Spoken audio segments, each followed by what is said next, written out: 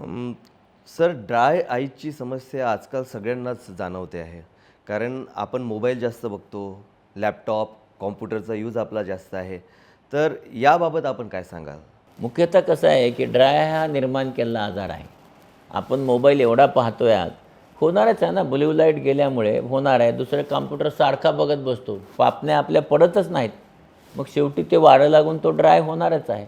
आणि मग नेहमी सांगत असतो की आपण कॉम्प्युटर बघत असताना डोळ्याची उघडझाप करा, कॉम्प्युटर खाली ठेवा, ज्याच्यामुळे तुमचा डोळा कव्हर होईल. त्याचबरोबर मोबाईल, त्याचे स्क्रीन टाईम कमी करा, पण तुम्ही ते करत नाही आणि म्हणून ड्राय आय होणार आहे. आणि आपल्याला सांगतो की माझ्याकडे आपण जर पाहिलं तर 20 वर्षापूर्वी ड्राय आय घेऊन येणाऱ्या लोकांची संख्या हजारामध्ये 2-3 होती.